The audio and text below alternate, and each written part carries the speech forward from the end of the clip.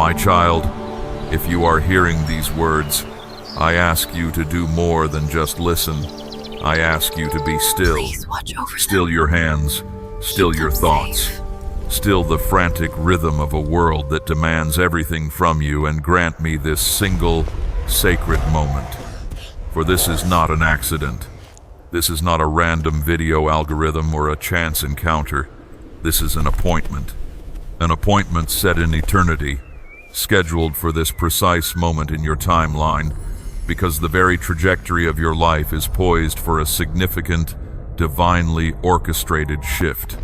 The fact that these words, this voice, are finding their way past all the noise and into the quiet sanctuary of your soul is the first sign that the heavens are leaning in your direction. I am not speaking to you as a distant, abstract concept or a thunderous voice from a faraway heaven. That is the caricature the world has painted of me.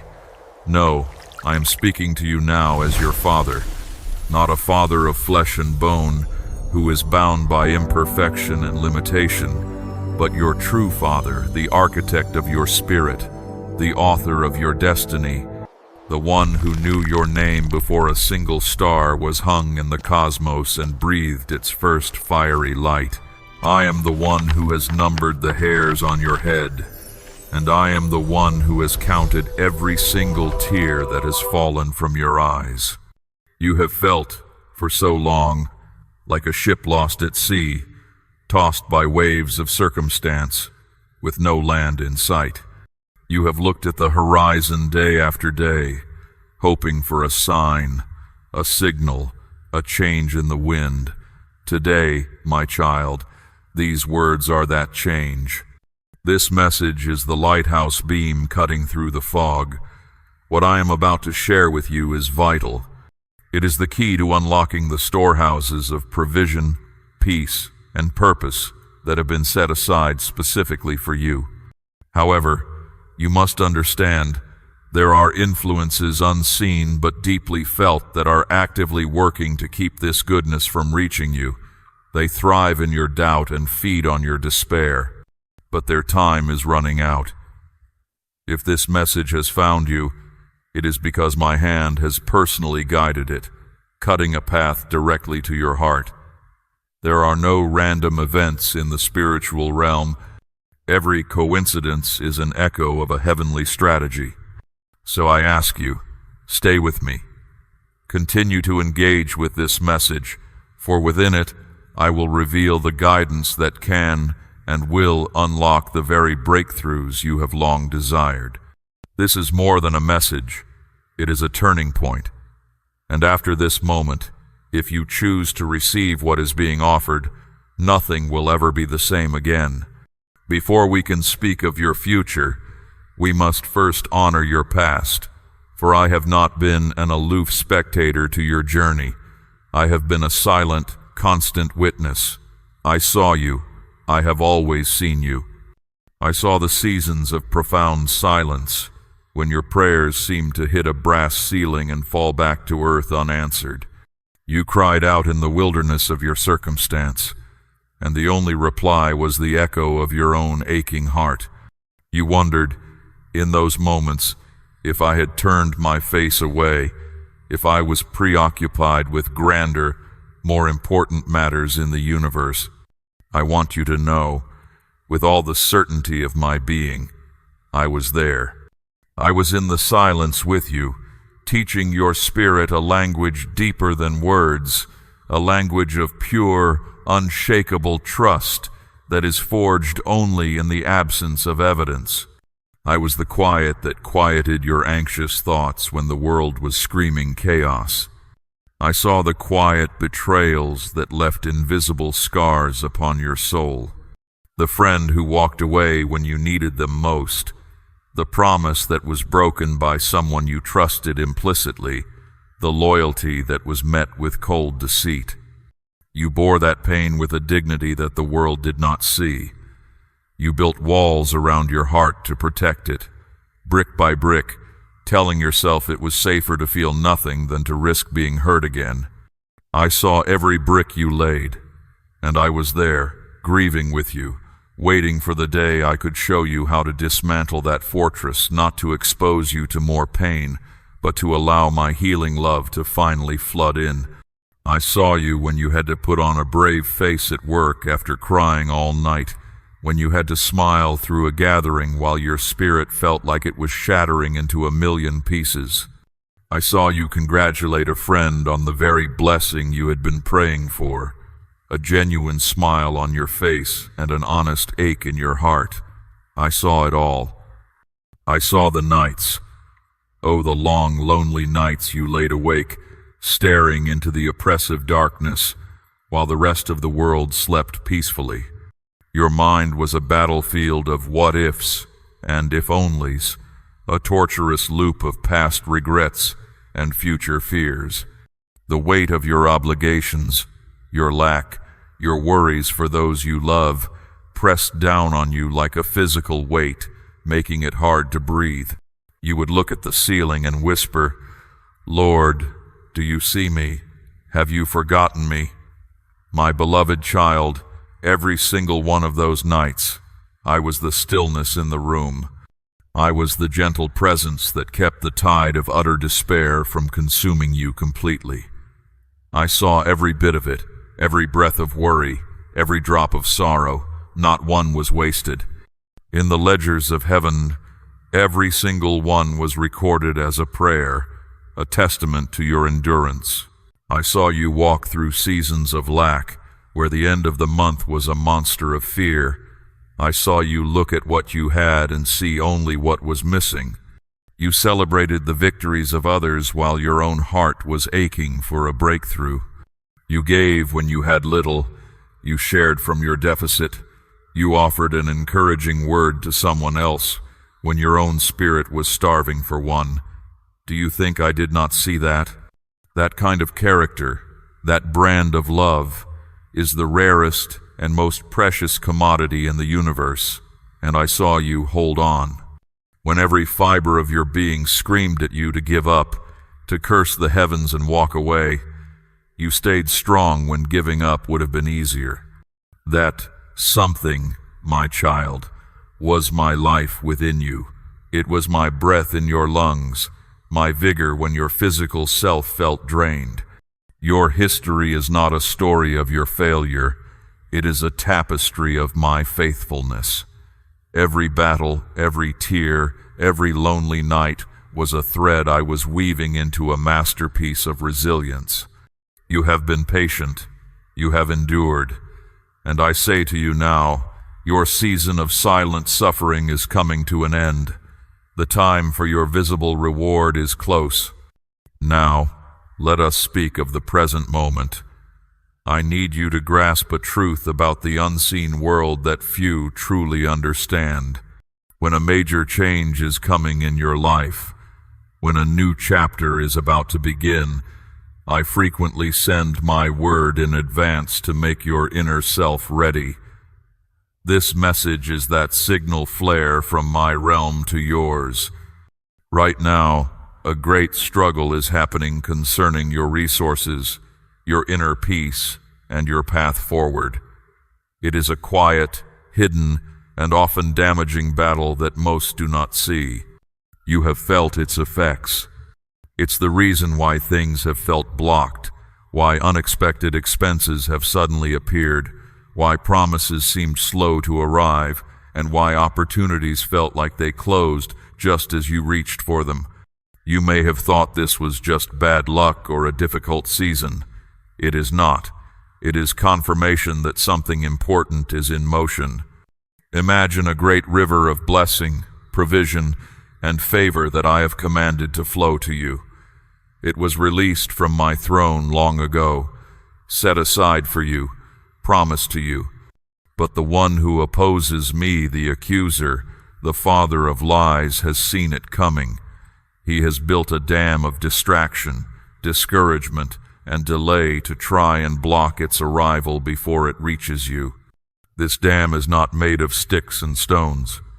It is made of more insidious materials, the mortar of your past failures, the heavy stones of others' negative opinions, the tangled wood of your own self-doubt, and the slick mud of worldly anxieties. To defeat him, you must first understand his tactics, the tactics of the accuser. His primary goal is to prevent what I plan to provide for you from reaching you, thus restricting the positive influence you are purposed for. He does this not with brute force, but with cunning deception. Tactic 1. The weapon of confusion. Have you noticed that just as you began to feel a stir of hope, an old connection reappeared, bringing confusion or uncertainty? An old flame, a difficult family member, a friend from a past season of failure. This is not accidental. This tactic preys on your human longing for connection and familiarity. The enemy knows that even an unhealthy, familiar comfort can feel safer than a healthy, unknown future. He sends these ghosts from your past to pull your attention away from your future, to drain your emotional energy in old, pointless conflicts, and to make you question if you've really changed at all. He wants you tangled in the dramas of yesterday so you are too exhausted to embrace the dawn of tomorrow. Tactic 2. The mirage of scarcity. Another of his favorite tools is the sudden, unexpected financial pressure. The car breaks down. An unforeseen bill arrives.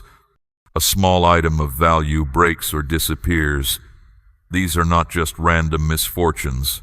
They are targeted psychological operations. They are timed to hit you just when your faith is rising, designed to scream the lie of scarcity into your spirit. He wants to trigger a physiological fear response in you, to make your heart race and your stomach clench, to force you back into a survival mindset. The goal is to make you feel like you are going backward, to make you panic and lose your peace, and to force you to agree with the lie that there's never enough, thereby shutting down your capacity to receive. Tactic 3. The echoes of disqualification. His most personal attack is to whisper your old name to you right when I am giving you a new one. Just as you feel my favor rising, he will dredge up the memory of your greatest failure, your deepest shame. He will play it back to you in vivid detail. He will put thoughts in your mind. You are too old for this now. Your best moments are behind you. Nothing special is coming. I favor others, not someone like you. He does this to make you feel unworthy and ineligible for the very blessing I am extending. He tries to disqualify you with a past I have already forgiven, a past that I have already redeemed and woven into your testimony. But here is the crucial truth you must embrace. The recent intensification of this resistance is not a sign that you are losing. It is the ultimate confirmation that you are on the verge of a massive victory. The enemy would not be fighting you this hard if he wasn't terrified of what will happen when you are fully resourced and walking in your anointing. He sees your potential more clearly than you do. He knows your heart is turned towards me. He knows that if abundance comes into your hands, you will not hoard it for yourself. You will use it to lift others, to bring healing, to stop old harmful cycles, and to be a beacon of my goodness in a dark world. The pressure you have been feeling is like the darkness of the night pressing in most heavily just before the dawn. He believes you will quit just before things change for the better. But I say to you, stand firm. That dam of resistance is about to break. What I am sending is already moving towards you. However, for this divine flow to be received, the vessel must be prepared. Imagine I am sending a convoy of treasure to your home, but the road is blocked by boulders that you, in some cases, have unknowingly allowed to be placed there. My provision is powerful, but I honor the laws of the Spirit, and I will not override your own will. Therefore, we must now, together, identify and remove these unseen obstacles. This is not an act of condemnation, but one of loving liberation. Obstacle 1, the anchor of unforgiveness. The first and heaviest boulder is the carrying of old hurts and resentment. Let me tell you a story. There was a man who I gifted a magnificent ship. It had brilliant white sails, a strong hull, and a rudder that responded to the slightest touch. I gave him a map to a land of paradise, a place of peace and plenty, and I sent a powerful wind, my spirit, to carry him there. He was ecstatic. He raised the sails, felt the wind catch them, and stood at the helm, ready for his new life. But when he tried to leave the harbor, the ship only moved a few feet and then stopped, straining and groaning against an unseen force. Frustrated, the man checked everything. He retied the sails, he polished the rudder, he even began to curse the wind, thinking my spirit had failed him. He grew despondent, believing the journey was a lie and the paradise was not for him. He sat in the harbor for weeks, growing bitter as he watched other, smaller boats sail past him into the open sea. One day, a wise old fisherman rowed up beside his grand ship and asked, "Captain, your sails are full and the wind is fair. Why do you remain here?" The man replied bitterly, "I am stuck. The ship is faulty, or the wind is a liar." The old fisherman simply smiled and said, "The problem is not with the ship or the wind. The problem is with what you are unwilling to see. Have you looked over the side?" The man, annoyed, finally leaned over the edge of his boat and looked down into the murky water. There, deep beneath the surface, was a heavy, rusted anchor, its fluke lodged firmly in the mud of the harbor floor. He had been so focused on what was above, he never dealt with what was holding him below. That anchor is unforgiveness. You were wronged. The pain is real, but holding on to it, replaying the injustice, nursing that grudge, it does not punish them. It only keeps your magnificent ship anchored in the harbor of yesterday's pain. You cannot receive with a closed hand. Today, I am asking you to cut that rope. Let the pain go, not for the other person, but for your own ability to receive. Forgiveness is not a feeling, it is a decision to set yourself free. A prayer of release. My child, let us seal this now. Pray this from your heart. Father, I choose today to release the anchor of bitterness. I forgive, name the person or situation. I do not approve of what they did, but I release them from the debt I feel they owe me. I cut the rope. I choose my freedom over my grievance. I choose to sail forward with you. Obstacle 2, the cage of limiting beliefs and words. The second obstacle is the cage you have built around yourself with your own beliefs and words. Imagine a royal heir, a child of the king, who has full access to the entire palace. They have a key to the treasury, a seat at the royal table, and a wardrobe of the finest garments. Yet, this heir has spent so long being told they are worthless that they choose to live in the damp, dark servants' quarters in the basement. They eat scraps, wear rags, and believe that is all they deserve. This thought suggests this is simply your reality, or positive things aren't for individuals like you. From the palace balcony, the king, their father, watches with a broken heart, not with anger, but with sorrow, because his child is living like a pauper when they own the entire kingdom. He whispers to them daily, "Come up here, my child. This is all yours." But the child's own belief system keeps them imprisoned. That child, my beloved, is sometimes you. You are a child of the Most High King, yet you have allowed the lies of the enemy and the world to form a belief system, a cage that keeps you in a spiritual basement. Your words can either invite provision or push it away. It is time to dismantle these old declarations. A prayer of affirmation. Speak this truth, not as a wish, but as a declaration of your true identity.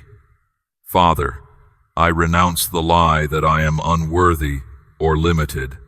I tear down the cage of not enough. I am your child. an heir to your kingdom. I silence the thought that suggests I am restricted. I choose to leave the basement of scarcity and walk in the fullness you have prepared for me. Obstacle 3. The weight of draining relationships. The third obstacle is subtle, the influence of relationships that weigh you down. I have planted a precious seed in you, a seed of destiny. But if that seed is surrounded by weeds, connections that choke out the sunlight and steal the nutrients, its growth will be stunted. These are the connections that carry a heavy energy, that are steeped in doubt, cynicism, or gossip. You must become a wise gardener of your own soul. This does not mean you are to become cold or judgmental. It simply means you must ask me for wisdom. Father, who should not accompany me into this new season of receiving. A prayer for wisdom. Pray this sincerely. Father, give me your eyes to see my relationships clearly. Show me which connections are life-giving and which are life-draining. Give me the grace and strength to set healthy boundaries, to love from a safe distance where necessary, and to protect the sacred garden of my heart so your destiny for me can grow. Obstacle 4. The hidden fear of abundance. The fourth obstacle is one of the most paradoxical, a quiet fear of receiving greatly.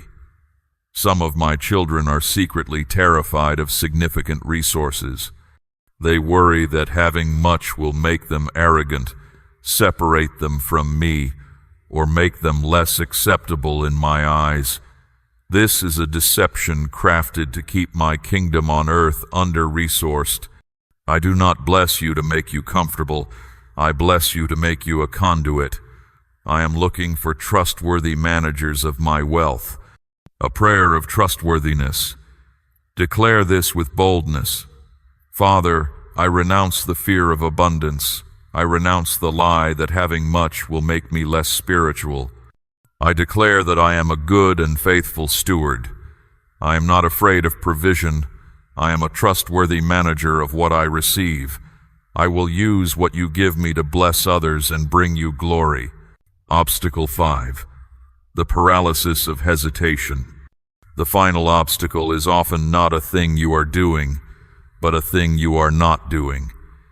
It is hesitation, procrastination, the failure to follow my quiet prompts. I may have given you a quiet urge to start something, to share, to move, to speak, but it was postponed because of fear or uncertainty. Hesitating is a way of not moving. Your willingness to act on the little bit of light I give you, even when the whole path isn't clear, is the essence of faith. A prayer of action. Make this your new commitment. Father, I repent for the times I have hesitated when you prompted me to move. Today, I choose to follow your leading without delay.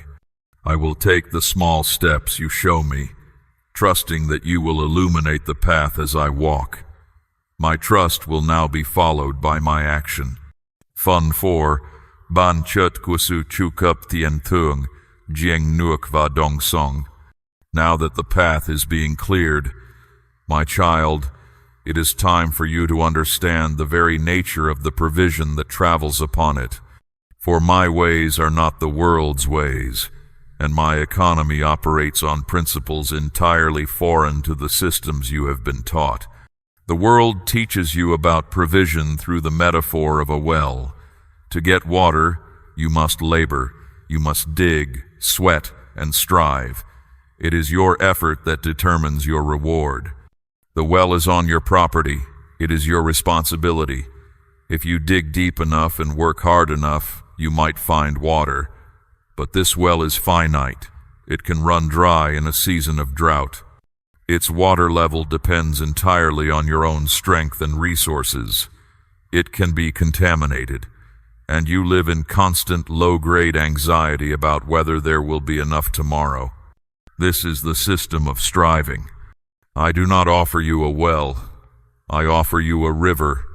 A river does not originate on your property. It flows from a source far away, high in the mountains, my throne of grace.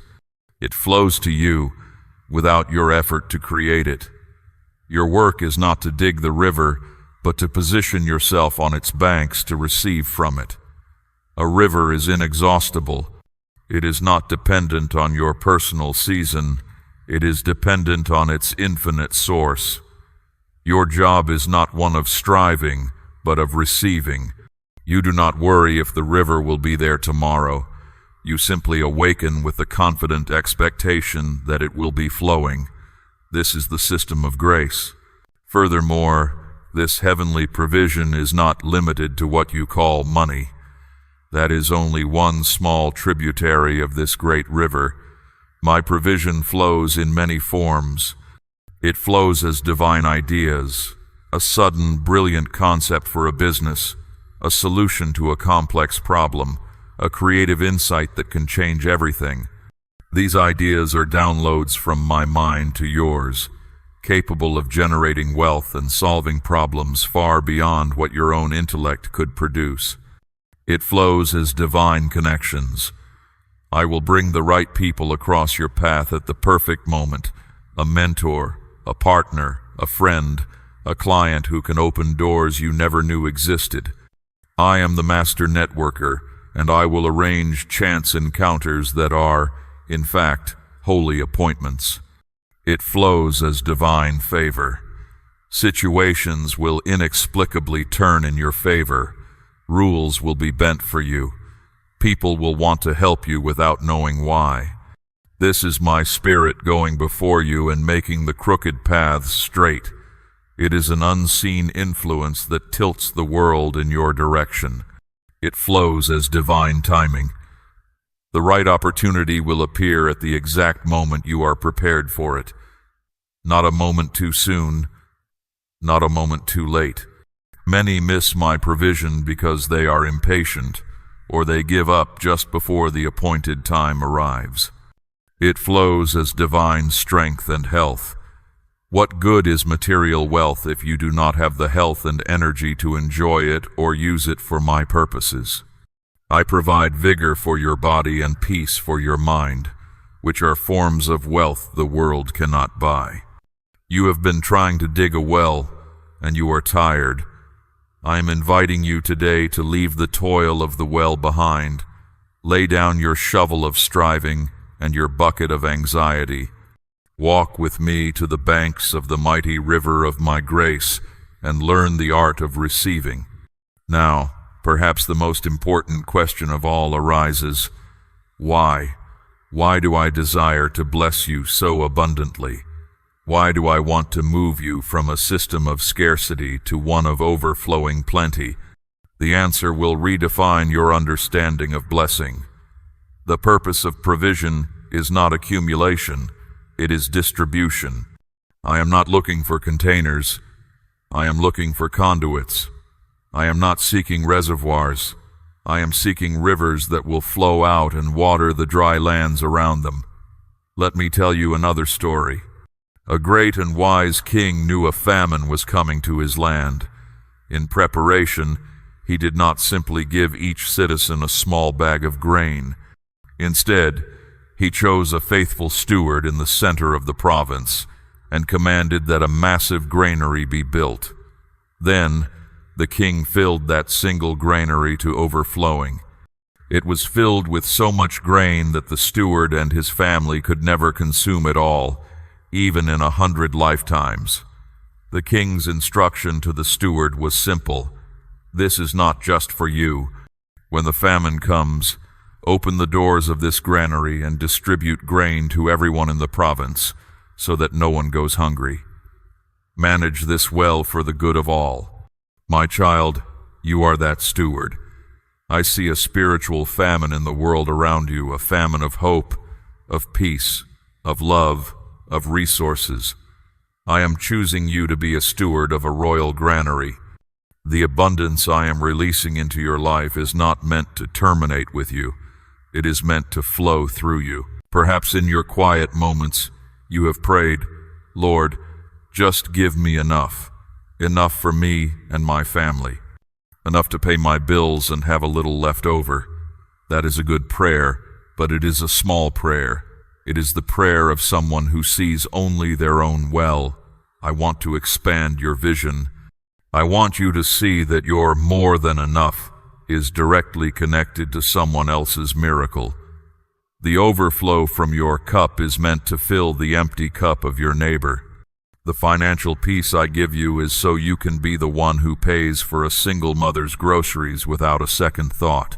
The business success I grant you is so you can create jobs and treat your employees with dignity and generosity.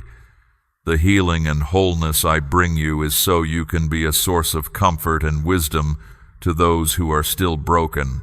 And do not fear that if you give, the river will run dry for you. That is the thinking of the well digger. The nature of a river is that it is always being replenished from its source.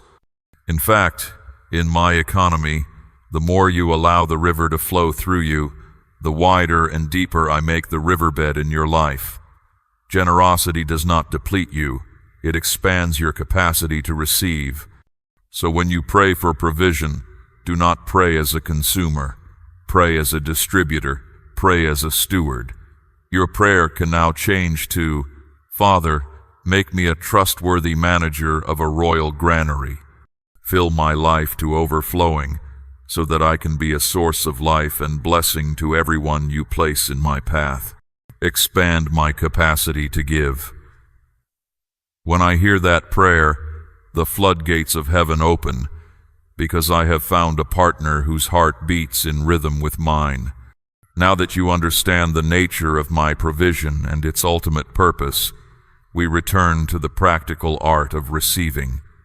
The twin keys remain, gratitude and trust, but now you wield them with a deeper understanding, awakening your spirit to receive. The ability to receive plenty is already within you. It was not lost with time. It did not vanish because of past errors. It simply waits inside you, ready to be awakened. Think of your spirit as a powerful radio receiver. It was designed by me with the capacity to pick up every frequency broadcast from heaven, frequencies of joy, peace, wisdom, and infinite provision. However, through years of listening to the world, it has been locked onto the low-frequency static of worry, fear, and lack. It has grown so accustomed to the static that it has forgotten the symphony it was built to receive. My words are now recalibrating your spirit, turning the dial away from the static and tuning it to the frequency of my kingdom. Gratitude, the spiritual force that multiplies. Gratitude is the force that fine-tunes your receiver. It is a spiritual law. When you intentionally switch your heart's broadcast to the high frequency of gratitude, it attunes you to receive the blessings that are already being transmitted. For the next 3 days, when you wake up, before your feet hit the floor, name 3 things you are thankful for that are on their way to you. Say it aloud. Father, I thank you for the financial breakthrough that is coming. I thank you for the healing in my family that is manifesting. I thank you for the new opportunities you are arranging. Then, before you sleep, do it again. This simple act will begin to rewire your spirit and open pathways you never knew existed. Trust, the currency of the kingdom and the principle of active faith. If gratitude tunes your spirit, trust is what turns up the volume, allowing the signal to come through strong and clear. True trust leads to action. Belief without doing anything is hollow. This is the principle of active faith. When you invest something in what you hold faith in, whether it is your time, your talent, or your resources, you are giving that faith substance in the natural world. If you are believing for creative inspiration, the act of faith is to buy a new notebook and pen. If you are believing for a new home, the act of faith is to declutter your current one. These small, practical steps are powerful. They declare to the unseen realm, I am not just waiting, I am preparing. I am not just hoping. I am participating. My child. A wise father prepares his child not only for the battle to obtain the victory, but also for the challenges that come with the victory itself. Receiving the blessing is one thing, stewarding it well is another. The breakthrough that is coming will bring its own set of tests, and I want you to be prepared so that you do not lose what you have gained. Test 1. The test of pride. Once the river of provision begins to flow, the temptation will arise to look at your success and think, my own skill and my own hard work have gotten me this. This is the most dangerous test. The moment you believe you are the source of your blessing, you begin to build your own well again, and you cut yourself off from the river.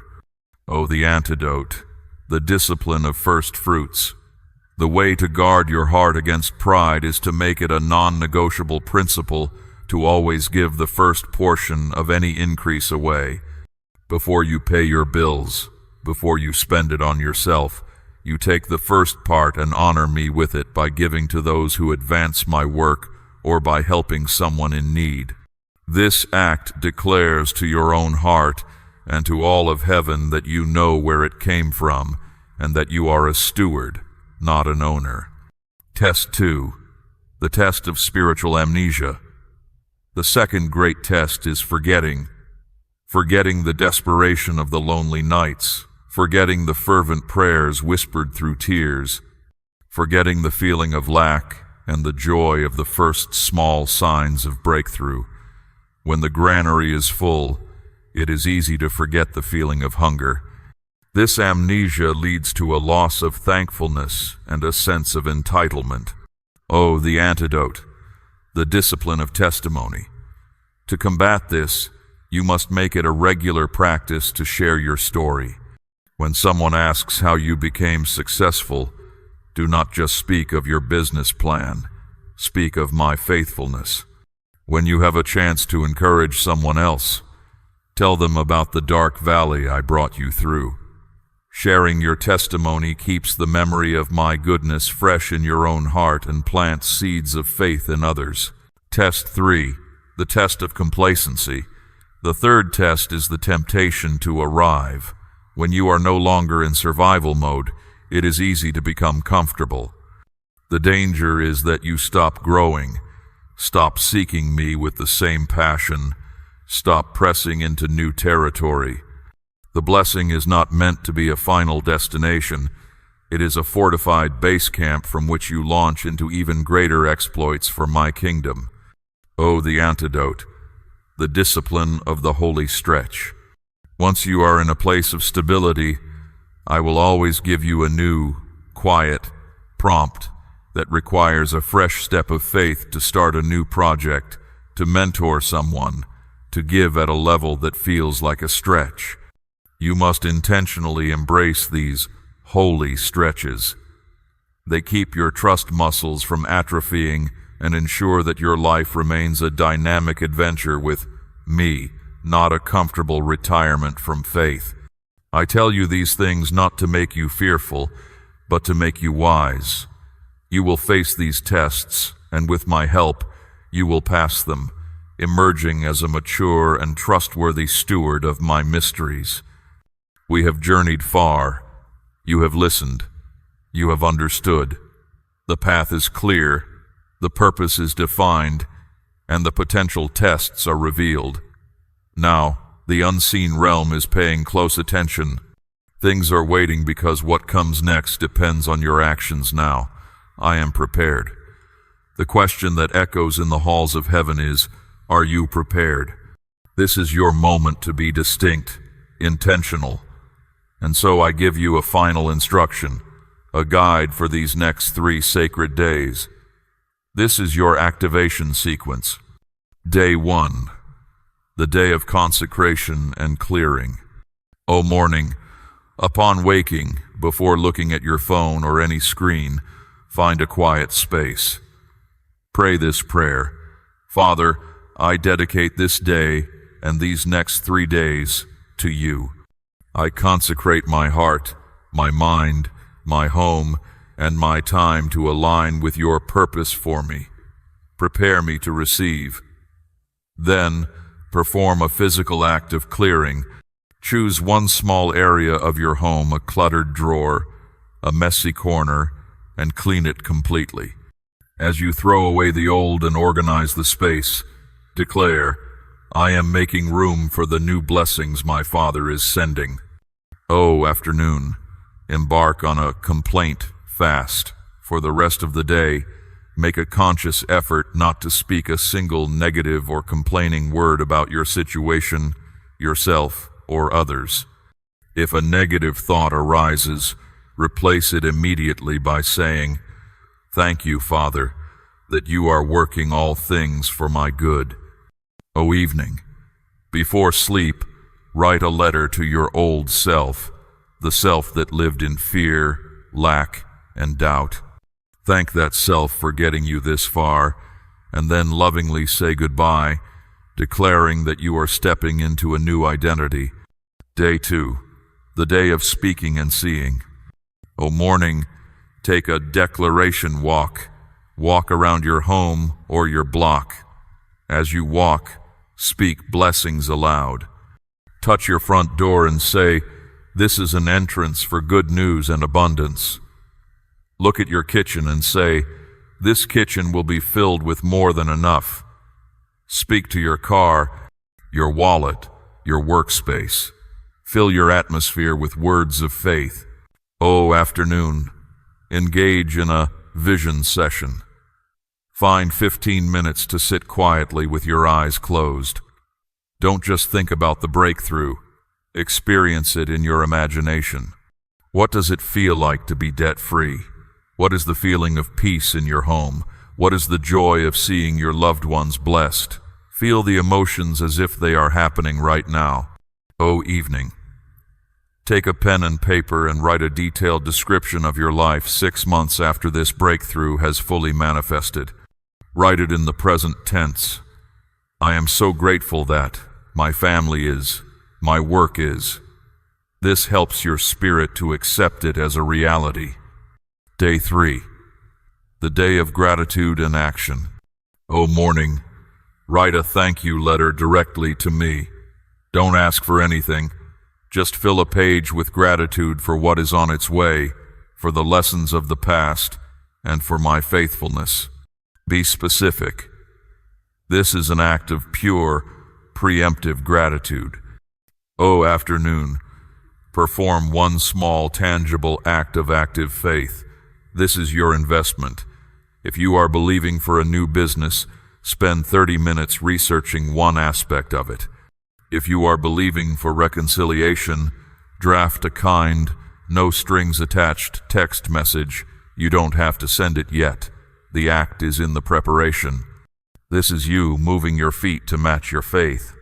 O evening, prepare for a celebration.